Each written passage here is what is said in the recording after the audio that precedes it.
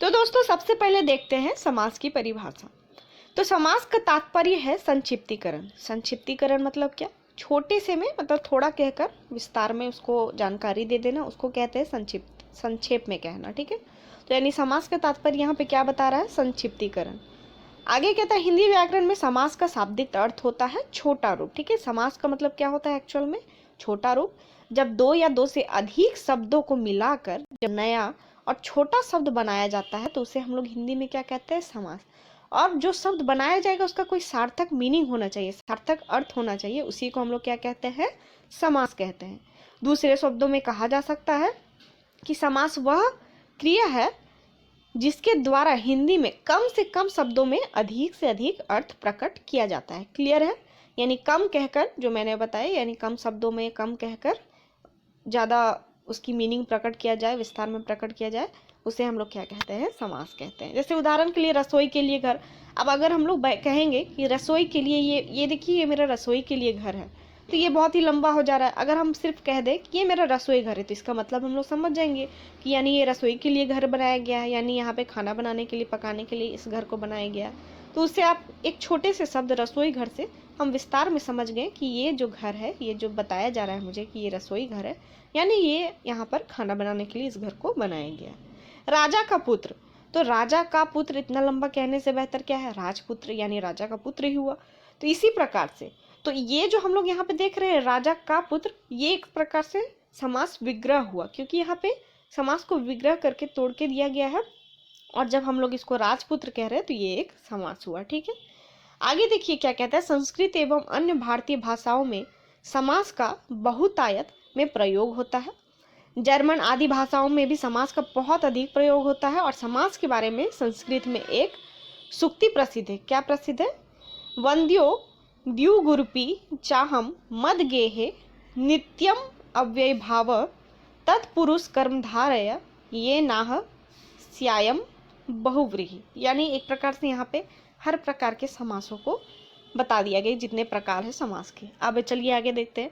समास रचना में दो पद होते हैं किसी भी समास में, क्योंकि मैंने क्या कहा, समास दो शब्दों की मेल से बनता है, दो या दो से अधिक, तो दो या दो से अधिक शब्दों की मेल से बनता है। तो इसमें दो पद होते हैं समास रचना में। कौन कौन से? एक होता है पूर्व पद, एक होता है उत्तर पद। तो पहले जो पद आते हैं वो हो जाते हैं पूर्व पद, और जो बाद में आते हैं, पीछे लगते हैं, उसे क्या कहते हैं हम लोग? उत्तर पद कहते हैं। ठीक है, इन दोनों से जो नया शब्द बनता है उस समस्त पद कहलाता है समास। ठीक, जैसे यहाँ एग्जाम्पल देख लीजिए, रसोई के लिए घर, रसोई घर। हाथ के लिए कड़ी, हथकड़ी। नील और कमल, नील कमल। राजा का पुत्र, राजपुत्र। तो क्या हो जाएगा? पूर्व पद हो जा रहा है हमारा क्या? रसोई। और घर हो जा रहा है हमारा उत्तर पद। हाथ हो जा रहा है हमारा, हथ हो जा रहा है पूर्व पद, कड़ी हो जा रहा है उत्तर पद। इस प्रकार से पहले जो आ रहा है वो पूर्व पद हुआ, उसके बाद जो आ रहा है वो उत्तर पद। ठीक है, अब देखिए क्या कहता है। समास के नियमों से निर्मित शब्द सामासिक शब्द कहलाता है, और इसे समस्त पद भी कहते हैं। यानी समास को हम लोग समस्त पद भी कहते हैं, क्योंकि दोनों पद के मेल से, यानी समस्त पदों के जो भी पद दिए गए हैं, दो या दो से अधिक हो, उन पदों के मेल से ये समास तैयार हो रहा है। इसीलिए इसे हम क्या कहते हैं? समस्त पद भी कहते हैं, समास या फिर समस्त पद। फिर समास होने के बाद विभक्तियों के चिन्ह परसर्ग लुप्त हो जाते हैं। ठीक है, यानी विभक्ति चिन्ह, जैसे राजा का पुत्र, तो का विभक्ति है। ठीक है, तो वो सारे लुप्त हो जाते हैं, ये यहाँ पे कह रहा है। ठीक, अब है समास विग्रह के बारे में जान लेते हैं। तो समासिक शब्दों के बीच के संबंधों को स्पष्ट करना समास विग्रह कहलाता है। यानी उन दोनों के बीच में क्या रिलेशन, जब उसको हम लोग विग्रह करते हैं, तोड़ते हैं किसी भी पद को, किसी भी समस्त पद को, तब हम लोग को पता चलता है। यानी उसी को हम लोग क्या कहते हैं? समास विग्रह कहते हैं। विग्रह के पश्चात सामासिक शब्दों का लोप हो जाता है। ठीक है, जैसे राजपुत्र, तो राजा का पुत्र, तो यहाँ पे हमने विभक्ति का प्रयोग किया उसके संबंधों को स्पष्ट करने के लिए, तो ये हो गया हमारा समास विग्रह। ठीक है, पूर्व पद उत्तर पद मैंने बताया ही था। समास के दो पद होते हैं, पहले पद को पूर्व पद, दूसरे पद को उत्तर पद कहते हैं। जैसे गंगा जल, इसमें गंगा पूर्व पद हो गया और जल उत्तर पद हो गया। अब हम लोग चलिए जानते हैं समास के भेद। ठीक है, समास के भेद देखिए, कुल आपके 6 प्रकार के हमारे समास होते हैं। तो यहाँ पे जो हमको देखने को मिल रहा है कि प्रयोग की दृष्टि के समास के भेद को भी दिखाया गया है और पदों की प्रधानता के आधार पर भी वर्गीकरण यहाँ पे हम लोग देखने को मिलता है। यहाँ पे हम लोग शॉर्ट में ऐसे पढ़ते हैं, नॉर्मली जब हम लोग छोटे क्लास में पढ़ते थे तो 6 प्रकार के हम लोग समास पढ़ते हैं, उसके एग्जाम्पल्स देखते हैं। लेकिन यहाँ पे 2 दृष्टियों के 2 आधारों पर बताया गया, प्रयोग की दृष्टि से समास के भेद और साथ ही साथ पदों की प्रधानता के आधार पर वर्गीकरण। तो देख लेते हैं क्या क्या होता है। तो कहता है कि प्रयोग की दृष्टि से समास के कौन कौन से भेद हो गए, संयोग मूलक, आश्रय मूलक, वर्णन मूलक, 3 प्रकार के समास हो गए। और पदों की प्रधानता के आधार पर बेसिकली मैं बता दूं 6 प्रकार के ही समास होते हैं। कौन कौन से, अव्ययी भाव, तत्पुरुष, कर्मधारय, द्विगु, द्वंद्व और बहुव्रीहि, ये 6 प्रकार के हमारे समास है। तो पदों की प्रधानता यानी 2 पद मैंने बताया, पूर्व पद और उत्तर पद, तो उन्हीं पदों की प्रधानता के आधार पर यहाँ पे देखिए कौन कौन से वर्गीकरण हो जाते हैं। पूर्व पद में कौन कौन सा हो जाता है, अव्यय भाव। तो यानी पूर्व पद अव्यय भाव जो समास है, एकमात्र यही समास में पूर्व पद जो है वो प्रधान होता है, यानी पहले आने वाला पद जो है वो प्रधान होता है। ठीक है, यानी इंपॉर्टेंट जिसको हम लोग कह सकते हैं कि वो बहुत ज्यादा मायने रखता है, तो वही पूर्व पद जिसमें प्रधान हो वो अव्ययी भाव समास, ये भी एक पहचानने की तरीका हुआ। उत्तर पद जिसमें प्रधान हो, कौन कौन से समास में उत्तर पद प्रधान हो गए, यानी बाद में आने वाला पद, तो तत्पुरुष, कर्मधारय और द्विगु। तो यानी जिसमें भी हम देखेंगे, मान लीजिए अगर हमें नहीं पता चल रहा है, थोड़ा मोड़ा जानकारी तो ऑब्वियसली रखनी पड़ेगी तभी हम उसका वर्गीकरण कर सकते हैं। तत्पुरुष, कर्मधारय और द्विगु, इन सब में उत्तर पद प्रधान होता है। तो जब भी हम देखेंगे उत्तर पद प्रधान है तो जाहिर सी बात है अव्ययी भाव तो हो नहीं सकता, क्योंकि इसमें पूर्व पद प्रधान होता है। इसी प्रकार से हमें देखने को आगे चल के हमें उसका वर्गीकरण करने में भी मदद मिलेगी क्वेश्चंस में। द्वंद्व समास जो होता है उसमें दोनों पद प्रधान होते हैं, यानी पूर्व भी और उत्तर भी दोनों पद प्रधान होते हैं। और दोनों पद अप्रधान, यानी दोनों के पद के कोई मायने ही नहीं है, यानी कोई तीसरा अर्थ उसमें जो निकलेगा, उससे जो अर्थ निकलेगा वो प्रधान रहेगा, वो हो जाता है हमारा बहुव्रीहि। तो ये जो मैंने अभी बताया आपको कि पदों की प्रधानता क्या, ये आपको बहुत हेल्प करेगी पहचानने में कि आखिर ये कौन सा समास हो सकता है। ठीक है, इसलिए ये जानना भी, ये मतलब जानने, ये अगर आप जान गए तो ये भी आपको हेल्प करेगा। ठीक है सॉरी, आगे देखते हैं। तो सबसे पहला समास देख लेते हैं हम लोग, अव्ययी भाव समास। क्या बताया, इसमें मेरा पूर्व पद प्रधान रहेगा। ठीक है, यानी पहला पद प्रधान रहेगा। अव्यय देखिए, अव्यय हमें मालूम है किसे कहते हैं, जो कभी भी किसी लिंग, वचन, कारक कुछ भी हो, किसी के भी कारण बदलता नहीं, वो हमेशा अपने असल रूप में रहता है, उसे हम लोग क्या कहते हैं, अव्यय कहते हैं। अब देखिए इसके परिभाषा को देख लेते क्या कह रहा है। जो अव्यय भाव समास है इसमें प्रथम पद अव्यय होता है और उसका अर्थ प्रधान होता है। ठीक है, ये तो क्लियर है, और उसे ही अव्ययी भाव समास कहते हैं। और इसमें अव्यय पद का प्रारूप लिंग, वचन, कारक में नहीं बदलता है, वो हमेशा एक जैसा रहता है। और दूसरे शब्दों में हम कह सकते हैं कि यदि एक शब्द की पुनरावृत्ति हो और दोनों शब्द मिलकर अव्यय की तरह प्रयोग हो तो वहां पर अव्यय भाव समास होता है। संस्कृत में उपसर्ग युक्त पद भी अव्ययी भाव समास ही माने जाते हैं। ठीक है, जैसे यहाँ पे उदाहरण देख लेते हैं हम लोग, यथाशक्ति यानी शक्ति के अनुसार, यथाक्रम यानी क्रम के अनुसार, यथा नियम यानी नियम के अनुसार, प्रतिदिन यानी प्रत्येक दिन। तो इसमें देखिए पूर्व पद जो भी है वो प्रधान है, यानी पूर्व पद प्रति, यथा, आजन, इस प्रकार के आपको जितने भी शब्द देखने को मिलेंगे वो हो जाते हैं हमारे अव्ययी भाव समास, यानी जो हमेशा अपने, यथा देखिए ना लिंग के अनुसार बदलेगा, ना पुल्लिंग मतलब लिंग वही स्त्रीलिंग पुल्लिंग के अनुसार भी नहीं बदलेगा, वचन के अनुसार भी नहीं बदलेगा, कारक से भी नहीं बदलेगा, किसी भी रूप में वो हमेशा अपने एक जैसा ही रहेगा, अपने असल रूप में रहता है। यथा, आजन्म, प्रतिदिन, ये सारे जो शब्द हम लोग इस्तेमाल करते हैं ये अपने ही रूप में रहता है और पहला ही प्रधान हो जाता है। क्योंकि यथा अगर हम लोग हटा दे, सिर्फ शक्ति कहें तो शक्ति का तो सिर्फ शक्ति ही अर्थ होगा, उसका कोई समास विग्रह हम नहीं कर पाएंगे, ना ही कोई इसमें मेल हो रहा है पदों का। और यथाशक्ति, तो यथा मतलब होता है उसी के अनुसार उसका अर्थ होता है, तो यथाशक्ति यानी शक्ति के अनुसार उसको समस्त पद बना रहा है। तो पहला जो पद है वो पूर्व पद जो है इन शब्दों में, इन समासों में वो प्रधान है। तो ये हमारे हो गए अव्ययी भाव समास। आजन्म यानी जन्म से लेकर, जब से जन्म हुआ है, मैंने जैसे कहता है, बहुत कोई कहते हैं हम लोग शब्दों में क्या कहते हैं, हम लोग कभी कभी कहते हैं आज जन्म मैंने दुखी झेला है, आज जन्म उसने दुखी, यानी जन्म से लेकर वो दुखी झेल रहा है। तो इस प्रकार से प्रति वर्ष यानी हर वर्ष, प्रति मतलब हम लोग जानते हैं हर, या फिर प्रत्येक, यथासाध्य जितना साधा जा सके, धड़ाधड़ धड़ धड़ की आवाज के साथ, धड़ाधड़। देखिए इनका भी लिंग वचन कारक किसी भी रूप में चेंज नहीं होगा, इसलिए ये भी हो गए अव्यय। अव्यय पहचान आपको थोड़ा हार्ड लग सकता है, लेकिन अगर आप लोग पढ़ ले कितने प्रकार के अव्यय होते हैं, बहुत तरह के होते हैं, अगर आप लोग एक बार रिवाइज कर लीजिएगा तो आपको पहचानने में आसानी होगी, दिक्कत नहीं होगी। या फिर मैं लास्ट में एक तरीका बताऊंगी कि सारे समासों को आप कैसे पहचानिएगा। विग्रह तो ऑब्वियसली आपको जितना आप पढ़िएगा, जितने प्रकार के समास शब्दों को पढ़िएगा उतना अच्छा रहेगा आपके लिए, क्योंकि जब तक आप जानिएगा नहीं, उसका अर्थ ही नहीं समझ पाइएगा तो उसका वर्गीकरण ही नहीं कर पाइएगा आखिर ये कौन सा समास है। लेकिन फिर भी मैं लास्ट में और एक तरीका बताऊंगी, ठीक है, जिससे थोड़ा आप लोगों को आसान लगे, ठीक है। रातों रात यानी रात ही रात में, आमरण यानी मृत्यु तक, यथाकाल यानी इच्छानुसार, इस प्रकार के बहुत सारे अव्ययी भाव समास। यहाँ मैंने कुछ ही उदाहरण आपको दिए, आप किताबों में और पढ़िएगा। अब देखते हैं हम लोग तत्पुरुष समास। तत्पुरुष समास, इसमें मैंने क्या बताया था, दूसरा पद प्रधान होता है, ठीक है, यानी उत्तर पद। यह जो कारक से जुदा समास होता है, इसमें ज्ञात्व विग्रह में जो कारक प्रकट होते हैं उसी कारक वाला वो समास होता है। इसे बनाने में दो पदों के बीच कारक चिन्हों का लोप हो जाता है, उसे तत्पुरुष। याद रखिए तत्पुरुष समास, ठीक है, जितने प्रकार के हम लोगों ने कारक पढ़े हैं, कारक के चिन्ह जो पढ़े हैं हम लोगों ने, वो सारे हमें यहाँ देखने को मिलेंगे। आपने मेरा कारक वाला वीडियो देखा होगा तो आपको अच्छे समझ में आ जाएगा, ठीक है। कारक के हम लोग जितने चिन्ह पढ़े हैं हम लोग, वो सारे इसमें देखने को मिलेंगे। यानी जिन शब्दों में विग्रह करने पर कारक चिन्ह आता हो, वो सिंपल सी बात है, वो तत्पुरुष समास हो जाएगा, ठीक है। और जब भी हम उसे विग्रह करेंगे तो उसमें तत्पुरुष समास कारक विभक्तियां हम लोगों को देखने को मिलेगी ही मिलेगी। तत्पुरुष समास की मैं बात कर रही हूँ। अब जैसे देखिए, देश के लिए भक्ति, देशभक्ति के लिए, यहाँ पे क्या हो जा रहा है, कारक चिन्ह है हमारा। राजा का पुत्र, ये भी का जो है कारक चिन्ह है। से कारक चिन्ह है।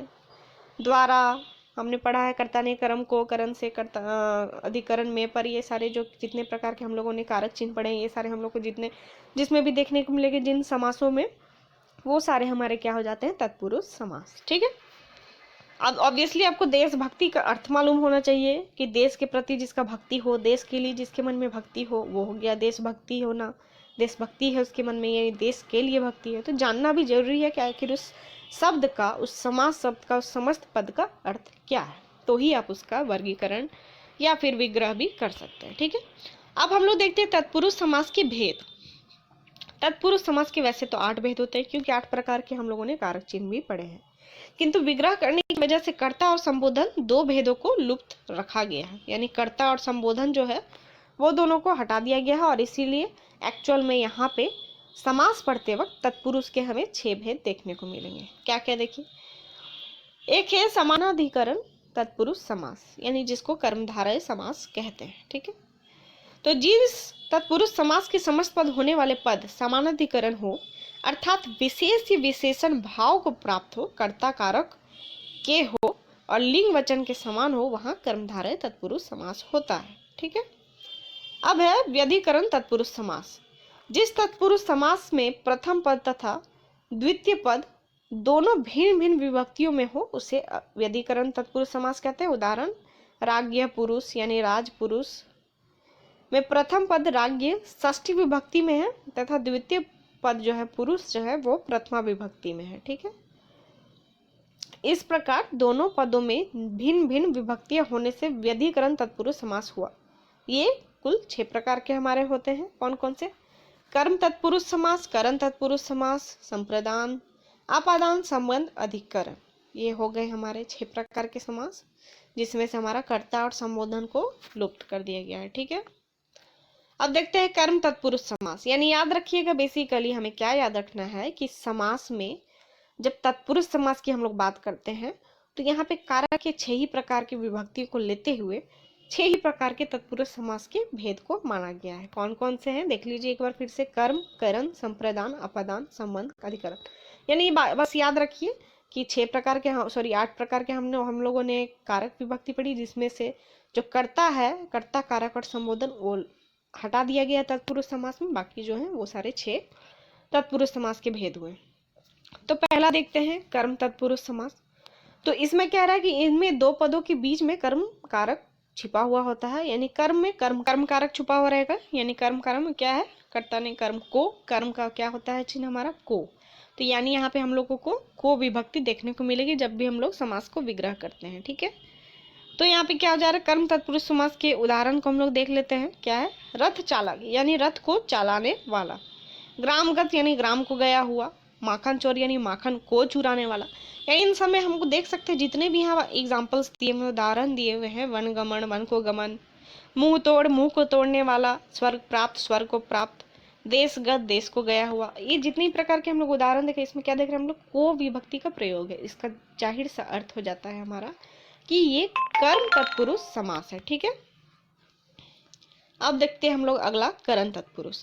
करण में क्या होता है, करण के क्या क्या विभक्ति होते हैं, के द्वारा और से इसमें कौन सा, से देखिए दो प्रकार के होते हैं जो भी है कारक चिन्ह में। एक होता है करण का से जिसमें जुड़ाव जिसका अर्थ निकलता हो, और एक होता है अपादान का से होता है, उसकी भी विभक्ति से होती है किंतु उसका अर्थ निकलता है अलगाव से, यानी पेड़ से गिरा यानी उससे अलग हो जा रहा है। पेड़ से मान लीजिए फल गिरा तो पेड़ से अलग हो जा रहा है, दूरी का पता चल रहा है, तो वो अपादान वाला हो गया। लेकिन फिर इसमें पेन से हम लिखते हैं तो उसकी मदद से हम लिख रहे, एक जुड़ावपन है, तो ये जुड़ाव वाला हो गया। इस प्रकार से पहचानी जाती है। तो करण तत्पुरुष समास की क्या क्या विभक्ति होती है, के द्वारा और से, जहाँ पर पहले पद के करण कारक का बोध होता है और इसमें दो पदों के बीच करण कारक छिपा हुआ रहता है। ठीक है, करण विभक्ति का क्या बताया आपको, के द्वारा और से। देखिए कुछ उदाहरण देख लीजिए, जैसे स्वर चित यानी स्वर द्वारा चित, मन चाहा यानी मन से चाहा हुआ, शोकग्रस्त शोक से ग्रस्त, भूख मरी भूख से मरी, धनहीन धन से हीन, बाणाहत बाण से आहत, ज्वरग्रस्त ज्वर से ग्रस्त, मदांध मद से अंधा, रस भरा रस से भरा, भयाकुल यानी भय से आकुल, आंखों देखी यानी आंखों से देखी। इस प्रकार से बहुत सारे उदाहरण होते हैं जिसमें से और के द्वारा विभक्ति लोप रहता है। जब उसको हम लोग विग्रह करते हैं, समास विग्रह करते हैं, तो उसका अर्थ से या द्वारा से निकलता है। ठीक है, अगला हम लोग देखते हैं संप्रदान। संप्रदान का विभक्ति क्या हो जाएगा, के लिए। ठीक है, संप्रदान का विभक्ति हो जाता है के लिए, यानी इसमें जब भी हम लोग समास विग्रह करेंगे तो उसका के लिए उसमें निकलेगा। इसके लिए फिर से आपको हमेशा पढ़ते रहना पड़ेगा, क्योंकि जब तक आपको शब्द का अर्थ नहीं मालूम रहेगा आप उसका विग्रह ही नहीं कर पाइएगा और समझ नहीं पाइएगा कि कौन सा समास है। ठीक है, तो देखते हैं इसके कुछ उदाहरण। विद्यालय यानी विद्या के लिए आलय, रसोई घर यानी रसोई के लिए घर। तो इस प्रकार से हम लोग क्या है, बहुत सारे ऐसे उदाहरण होते हैं जिसमें हम लोग इस प्रकार से बोलते हैं। ठीक है, कि उसके लिए के लिए, तो जिसमें भी विग्रह करने पर के लिए आए वो क्या हो जाते हैं, संप्रदान तत्पुरुष। और भी देख लीजिए, सभा भवन सभा के लिए भवन, विश्राम गृह यानी विश्राम के लिए गृह, गुरु दक्षिणा यानी गुरु के लिए दिया हुआ दक्षिणा, प्रयोगशाला यानी प्रयोग के लिए शाला, देशभक्ति यानी देश के लिए भक्ति। इस प्रकार से स्नान घर, सत्याग्रह, यज्ञशाला, डाक गाड़ी, देवालय, गौशाला, ये सारे उदाहरण जो है और भी बहुत सारे होते हैं।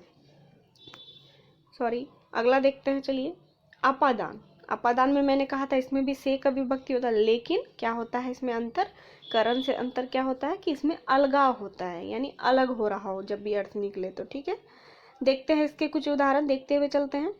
काम चोर यानी काम से जी चुराने वाला, यानी जाहिर सी बात है काम से जी चुराने, जो काम से नहीं करना चाहता हो, काम से दूर जाना चाहता हो, उसी को कामचोर कहेंगे। तो इसमें जो से का अर्थ निकल रहा है विग्रह करने पर, ये कैसा अलगाव वाला हो रहा है, तो यानी ये क्या हो जाएगा, अपादान तत्पुरुष समास। ठीक है, दूरागत यानी दूर से आगत, रण विमुख यानी रण से विमुख यानी नेत्रहीन नेत्र से हीन होना, पाप मुक्त यानी पाप से मुक्त। देखिए इसमें जितना भी है, मुक्त हो जाना, निकल जाना, भ्रष्ट हो जाना, चूत रोगी मुक्त, ये सारे जितने प्रकार के च्यूत है, ये जितने प्रकार के भी है, इसमें अलगाव हमें पता चल रहा है। ठीक है, तो इसलिए ये सारे क्या हो जाएंगे, अपदान तत्पुरुष समास। ठीक है, पाप मुक्त यानी पाप से मुक्त, देश निकाले यानी देश से निकाला, पथ भ्रष्ट यानी पथ से भ्रष्ट, पदच्युत यानी पद से च्युत, जन्म रोगी यानी जन्म से रोगी, रोग मुक्त यानी रोग से मुक्त। इसमें अलगाव हो रहा है तो इसलिए ये अपदान तत्पुरुष। अगला है हमारा संबंध। संबंध का मतलब ही समझ जाइए, यानी जिसमें रिलेशन बताता हो।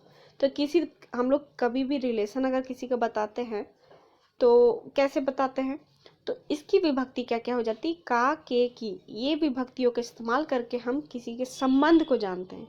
यानी उसकी पत्नी, उसका पेन, उसका कलम, उसका घड़ी, उसकी घड़ी। इस प्रकार से हम लोग क्या, की, का, के, की, यही तीन जो हमारे विभक्ति है, इन्हीं को इस्तेमाल करके हम संबंध जान पाते हैं। तो ये सारे क्या हो जाते हैं, जब भी विग्रह करके का, के, की ये विभक्ति हमें देखने को मिले, वो सारे क्या हो जाएंगे, संबंध तत्पुरुष समास। उदाहरण देखते हुए चलिए। राजपुत्र यानी क्या, राजा का पुत्र। गंगा जल यानी गंगा का जल। लोकतंत्र यानी लोक का तंत्र। दुर्वा दल यानी ध्रुव का दल। देव पूजा यानी देव की पूजा।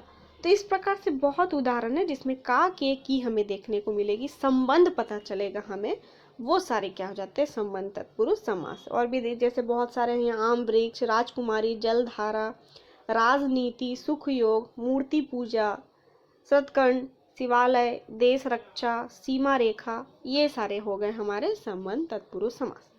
अब है अधिकरण, अगला है अधिकरण तत्पुरुष समास। अधिकरण कारक का जो विभक्ति होता है वही इसमें होगा, में और पर। ठीक है, ये दोनों विभक्ति है अधिकरण तत्पुरुष समास की। अधिकरण तत्पुरुष समास के उदाहरण देखते हुए चलते हैं। कार्य कुशल यानी जो कार्य में कुशल हो उसे हम लोग क्या कहते हैं, कार्य कुशल कहा जाता है। तो में हमें विभक्ति देखने को मिली, यानी क्या हो गया, अधिकरण। वनवास यानी वन में वास करना। ईश्वर भक्ति, ईश्वर में भक्ति। आत्मविश्वास, आत्मा पर विश्वास। दीन दयाल यानी दीनों पर दयाल। दानवीर यानी दान देने में वीर। आचार निपुण यानी आचार में निपुण। जलमग्न यानी जल में मग्न। सिर दर्द, कला कुशल। शरणागत, आनंद मग्न यानी आनंद में मग्न। आप बीती, आप पर बीती, ये सारे में और पर जब भी विग्रह करके मिले वो सारे क्या हो जाते हैं, हमारे अधिकरण तत्पुरुष समास। ठीक है, अब है देखिए तत्पुरुष समास के उपभेद, वो तो हम लोगों ने भेद पढ़े। अब तत्पुरुष समास के उपभेद क्या क्या कह रहा है कि नए तत्पुरुष समास, उपपद तत्पुरुष समास, लुप्त पद तत्पुरुष समास, 3 प्रकार के होते हैं। ठीक है, तो ये जानकारी के लिए है कि तत्पुरुष समास के अगर उपभेद कौन से हैं, अगर आपको बाय चांस एग्जाम में पूछा जाए तो दिमाग में रखिएगा, 3 तरह के होते हैं, नए तत्पुरुष समास, उपपद और लुप्त पद तत्पुरुष समास, ये 3 प्रकार के हैं। ठीक है, अब देखिए उपपद तत्पुरुष समास किसे कहते हैं, देखते हैं हम लोग। ठीक है, तो ऐसा समास जिनका उत्तर पद भाषा में स्वतंत्र रूप से प्रयुक्त ना होकर प्रत्यय के रूप में ही प्रयोग में लाया जाए, ऐसे उससे उन सबको क्या कहते हैं, उपपद तत्पुरुष समास। ठीक है, जैसे नवचर, कृतज्ञ, कृतघ्न, जलद, लकड़हारा इत्यादि, ये सारे क्या हो जाते हैं, उपपद। अब आगे देखते हैं लुप्त पद। ठीक है, लुप्त पद में क्या है, जब भी किसी भी समास में कोई कारक चिन्ह अकेला लुप्त ना होकर पूरे पद सहित लुप्त हो और तब उसका समासिक पद बने तो वो क्या हो जाता है, लुप्त पद।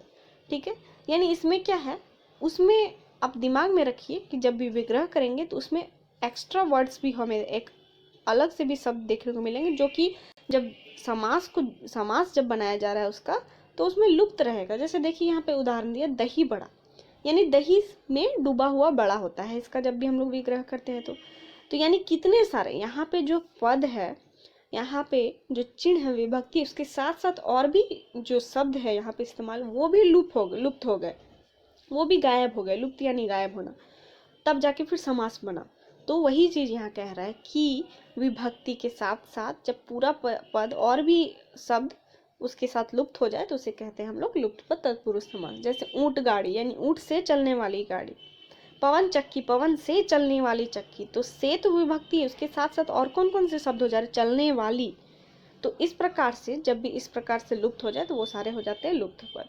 ठीक है, नए तत्पुरुष समास का इसमें क्या है कि पहला पद निषेधात्मक होता है और उसे नए तत्पुरुष समास कहते हैं। ठीक है, जैसे देखिए असभ्य, अनादि, असंभव, अनंत। ठीक है, यानी ना सभ्य, ना आदि, ना सभ्य, संभव, ना अंत, इस प्रकार से जितने भी आपको देखने को मिलेंगे वो सारे क्या हो जाते हैं, नए तत्पुरुष समास। ठीक है, ये सारे हो गए। अब देखते हैं हम लोग कर्मधारय समास।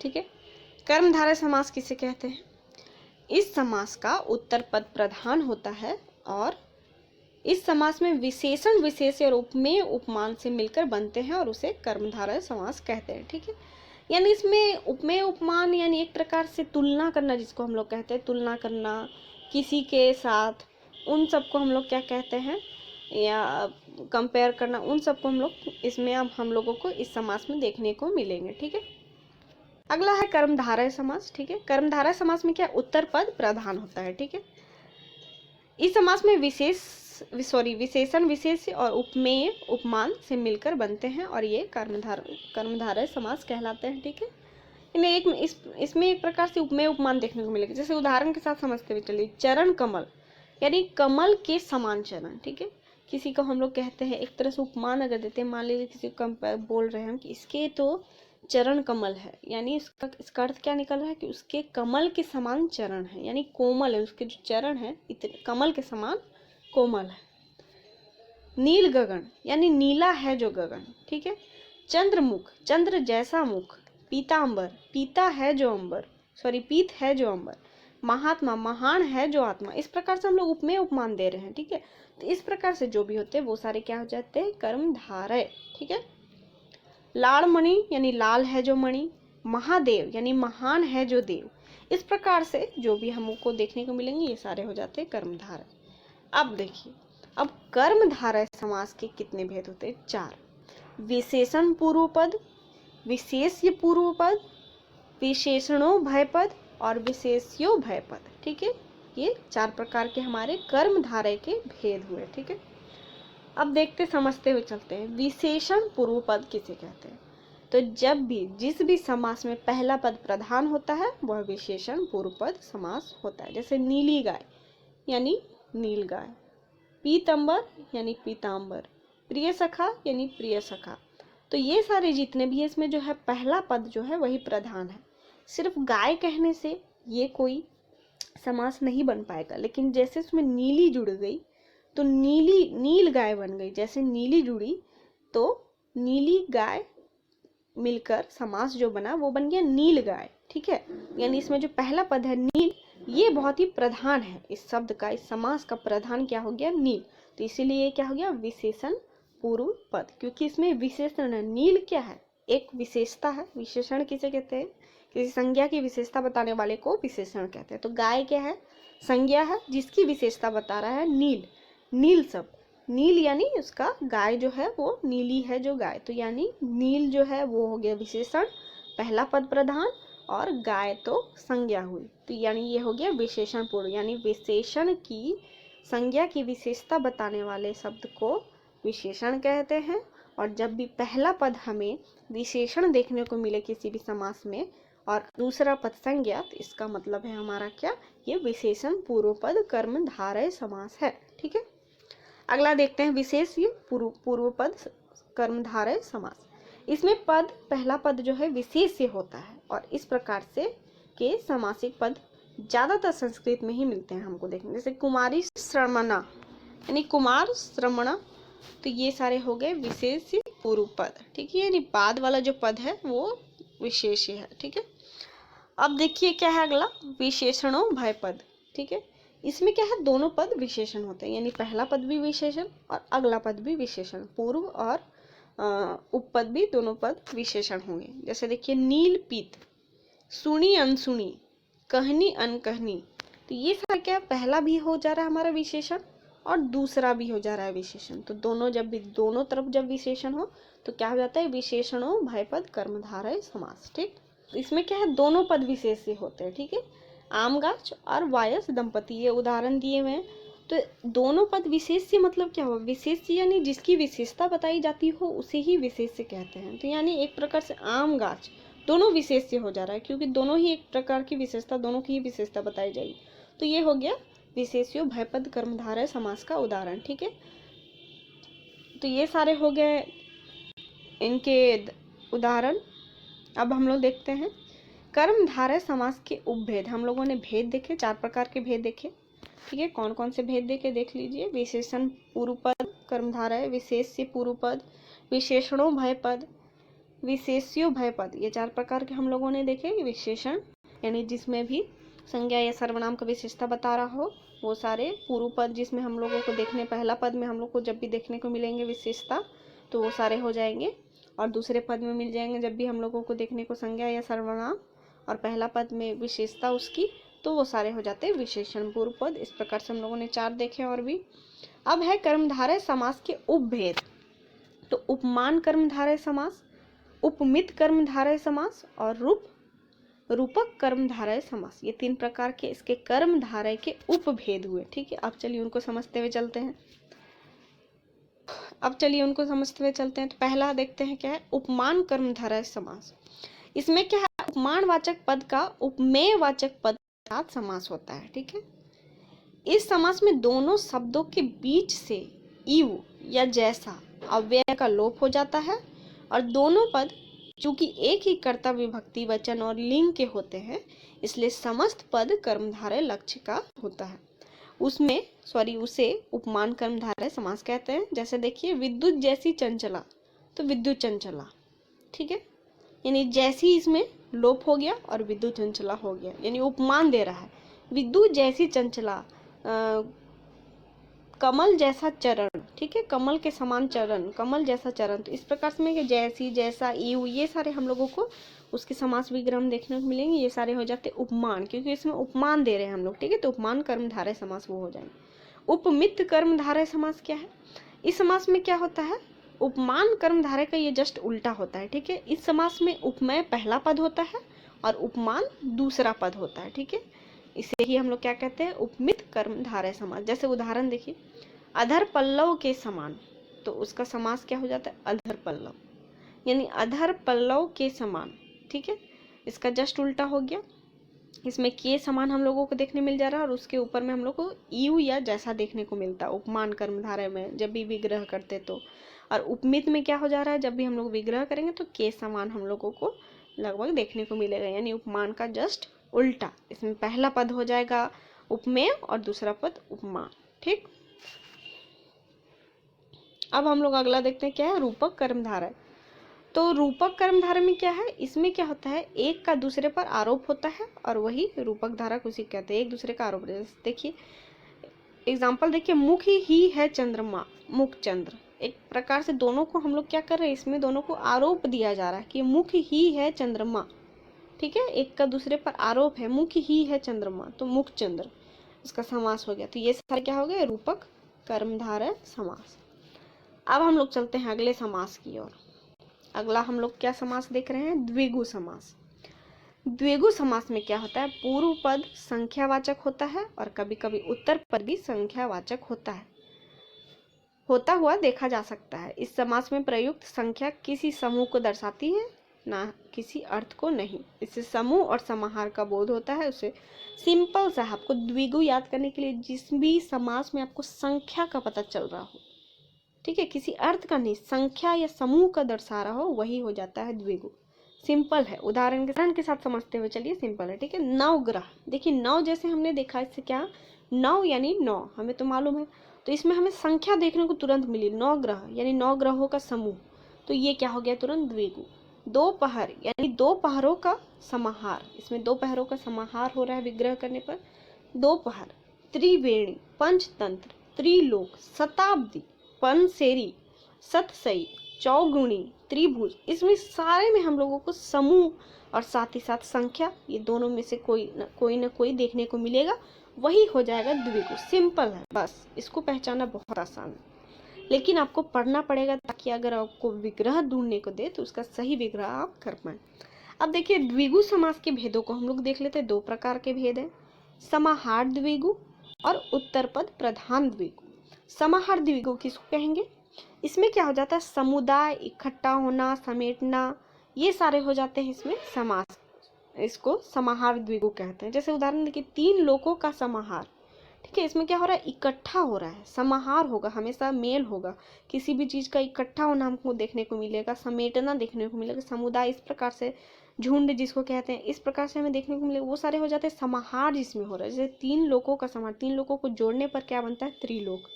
पांचों वटों का समाहार, पंचवटी, यानी जब पांच वटियों को हम लोग मिलाते हैं तब जाके, वटों को मिलाते हैं तब जाके उन सब का समाहार करते हैं, तब जाके बनता है पंचवटी। तो इसमें क्या हो रहा है? समाहार हो रहा है, इकट्ठा हो रहा है एक प्रकार से।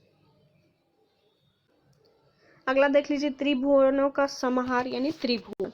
उसके बाद है उत्तर पद प्रधान द्विगु। तो इसी से पता चल रहा है, यानी जिसमें उत्तर पद प्रधान द्विगु। तो ये भी दो प्रकार के हो जाते हैं हमारे अर्थ के हिसाब से, ठीक है। जिसमें बेटा या फिर उत्पत्र के अर्थ में हो, और दूसरा क्या है? जिसमें सच में उत्तर पद पर जोड़ दिया जा रहा हो। जैसे देखिए दो माँ का, तो उसका समास हो जाता है दुमाता। दो सुतों के मेल का, तो दुसुती। पांच प्रमाण यानी पंच प्रमाण। पांच हत्थड़ यानी पंच हत्थड़। इस प्रकार से हमें उत्तर पद जिसमें प्रधान हो वो सारे हो जाते हैं उत्तर पद प्रधान समास। अगला है हमारा द्वंद्व समास, ठीक है। द्वंद्व समास इसमें क्या होता है, इसमें दोनों ही पद प्रधान होता है लेकिन किसी भी पद का गौण नहीं होता है। ये दोनों पद एक दूसरे पद के विलोम होते हैं लेकिन ये हमेशा नहीं होता है, ठीक है। और इसका विग्रह करने पर और, अथवा, या, एवं इस प्रकार से हमें देखने को मिलेगा जब भी हम लोग इसका विग्रह करेंगे समास का। जैसे उदाहरण समझ देखिए, जल वायु यानी जल और वायु, अपना पराया यानी अपना या पराया, पाप पुण्य यानी पाप और पुण्य, राधा कृष्ण, यानी जब भी आपको इसमें समास देखने को मिलेगा, एक बात याद रखिएगा, ज्यादातर आपको बीच में हाइफन देखने को मिलेगी, यानी बीच में जो हम देख रहे हैं अपना और पराया के बीच में जो हाइफन दिया हुआ है, इस प्रकार से हमें ज्यादातर द्वंद्व समास में देखने को मिलते हैं, ठीक है। तो यानी समझ जाइएगा देख के, अगर जब भी आपको इस प्रकार से हाइफन देखने को मिले तो ज्यादातर समझ जाइएगा वो द्वंद्व समास ही है, ठीक है। और इसका विग्रह जब भी हम करेंगे तो और, या, एवं, ये सारे, अथवा, ये सारे हम लोगों को देखने में, जैसे पाप और पुण्य देखा हमने, राधा कृष्ण यानी राधा और कृष्ण, अन्न जल यानी अन्न और जल, नर नारी यानी नर और नारी, गुण दोष यानी गुण और दोष, देश विदेश यानी देश और विदेश, अमीर गरीब यानी अमीर और गरीब, इस प्रकार से हमें देखने को मिलता है। अब देखते हैं द्वंद्व समास का भी भेद होता है क्या, 3 प्रकार के, इतरेतर द्वंद्व, समाहार द्वंद्व और वैकल्पिक द्वंद्व। अब देखते हैं इसका क्या है। तो पहला जो है इतरेतर द्वंद्व, इसमें क्या है, ये द्वंद्व जिसमें शब्द से भी पद जुड़े होते हैं और अलग अस्तित्व रखते हो, उसे क्या कहते हैं, इतरेतर द्वंद्व। जैसे कि इस समास में जो पद बनते हैं वो हमेशा बहुवचन में प्रयोग होते हैं क्योंकि वे 2 या 2 से अधिक पदों से मिलकर बनते हैं, ठीक है, इसलिए ये इतरेतर होते हैं। जैसे देखिए राम और कृष्ण यानी 2 पद जुड़े हैं, राम और कृष्ण, तब बना है राम कृष्ण, माँ और बाप, अमीर और गरीब, गाय और बैल, इसमें 2 पद जुड़कर बन रहे हैं तब जाके हमारा बन रहा है समास। तो ये सारे हो गए इतरेतर द्वंद्व समास, ठीक है। और जो हमेशा क्या है, बहुवचन में प्रयोग होता है, ठीक। ऋषि और मुनि, ऋषि मुनि, बेटा और बेटी, बेटा बेटी। अगला है समाहार द्वंद्व, इसमें क्या होता है, समाहार का अर्थ तो हमें मालूम है, यानी समूह, झुंड जिसको कहते हैं, ठीक है। तो जब द्वंद्व समास के दोनों पद और समुच्चय बोधक से जुड़े होने पर भी अलग अलग अस्तित्व नहीं रखकर समूह का बोध कराते हैं, ठीक है, तब वो क्या हो जाते हैं, समाहार द्वंद्व समास कहलाता है। और इस समास में क्या है, 2 पद के अलावा तीसरा पद भी छुपा होता है और अपने अर्थ का बोध अप्रत्यक्ष रूप से कराता है। जैसे देखिए दाल रोटी, तो क्या है, दाल और रोटी, इसमें समूह हमें पता चल रहा है। हाथ पांव यानी हाथ और पांव, आहार निंद्रा यानी आहार और निंद्रा, इसमें क्या है कि हमें क्या देखने में, दोनों पद और समुच्चय बोधक से जुड़े होने पर भी अलगाव, अलग अस्तित्व नहीं रख रहा, ठीक है, इसमें अलग नहीं हो रहा है।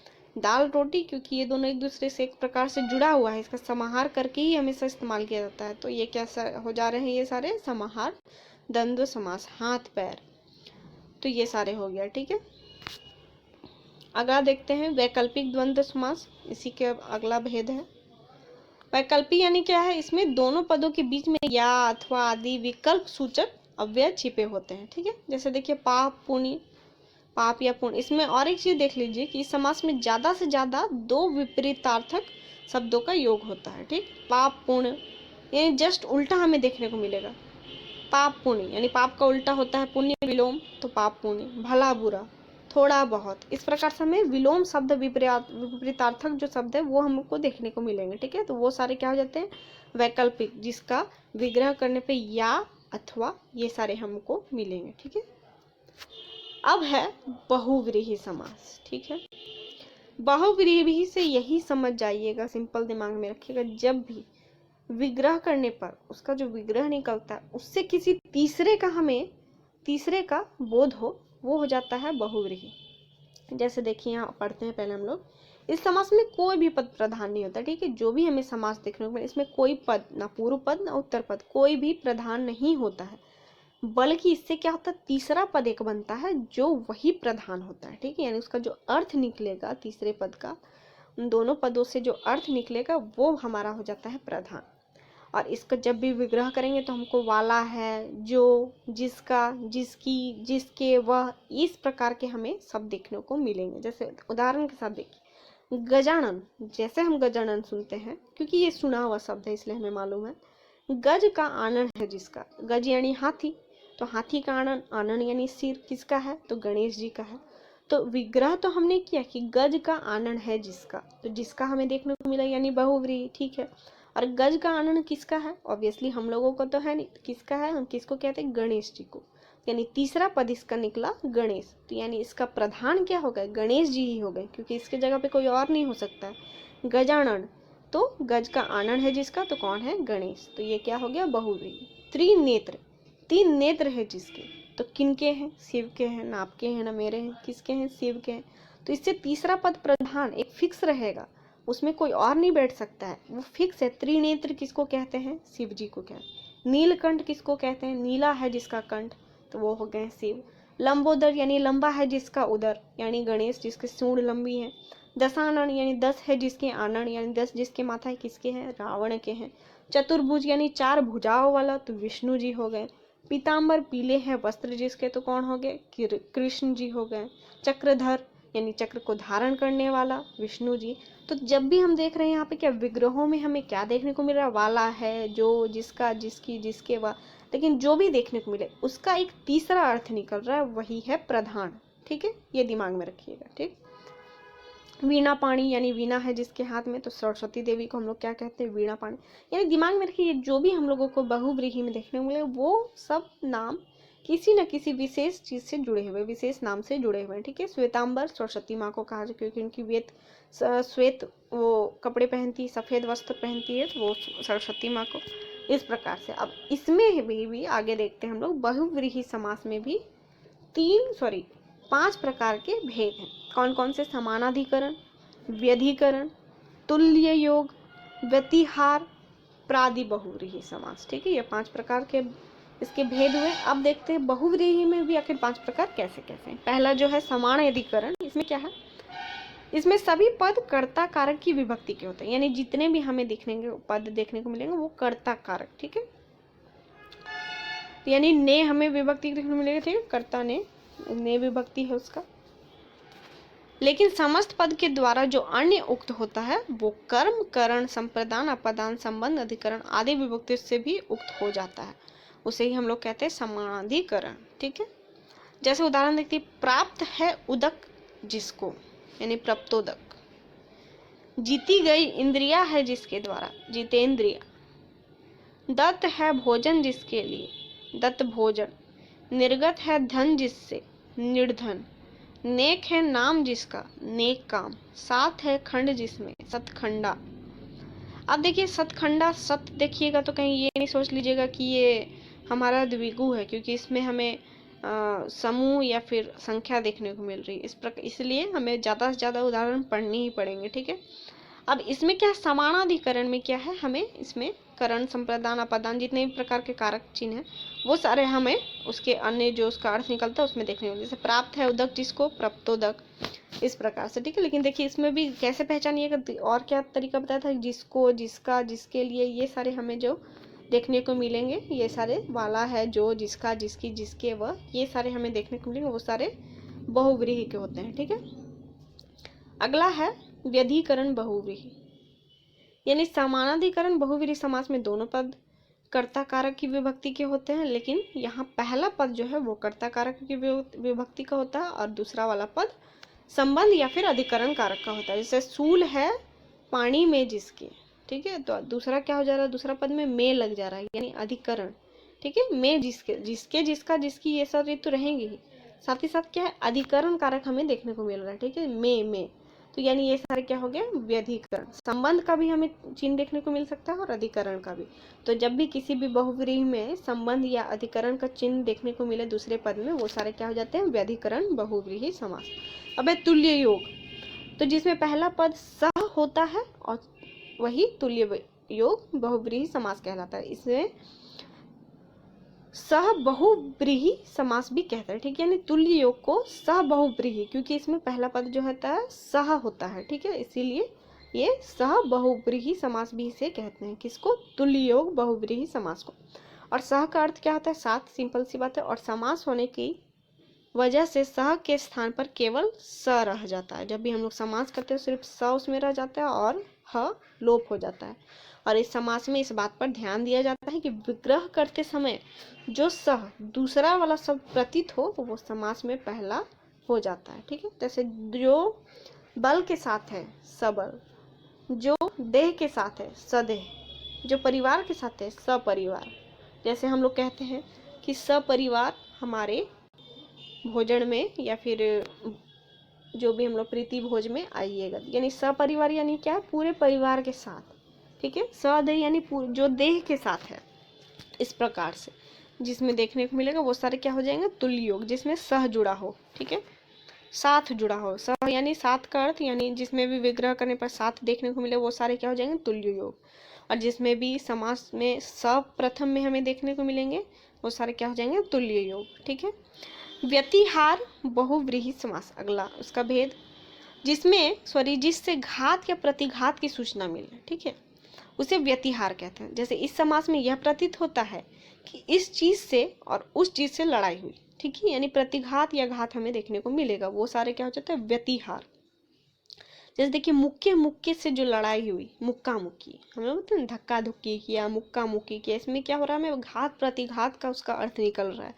बातों बातों से जो लड़ाई हुई, बाताबाती हुई, तो जिसमें भी हमें इस प्रकार से घात प्रतिघात का अर्थ निकलता हो जिस भी समाज से, वो सारे क्या है, व्यतिहार, ठीक है। बहुव्रीहि, जो तो हमें देखने को मिल रहा है, जैसे हम लोगों ने जो, जिसका, जिसकी, ये सारे पढ़े हैं, वाला, वो सारे बहुव्रीहि में होते, तो यहाँ पे तो जो है ही देखने को, साथ ही साथ क्या है, इसमें घात प्रतिघात की अर्थ निकल रही है, ठीक है। अगला है, आखिरी है, प्रादि बहुव्रीहि समास। इसमें क्या है, जिस बहुव्रीहि समास में पूर्व पद उपसर्ग हो वह प्रादि बहुव्रीहि समास कहलाता है, ठीक है। नहीं है रहम जिसमें, बेरहम, नहीं है जन जहां, निर्जन। इस प्रकार से जिसमें भी समास के पूर्व पद उपसर्ग हो तो वो सारे क्या हो जाते हैं, हमारे प्रादि बहुव्रीहि समास। तो ये थी दोस्तों बहुत तरह की समास के प्रकार, उसके भेद, उसके उपभेद। आई होप आप लोगों को समझ में आ गया होगा।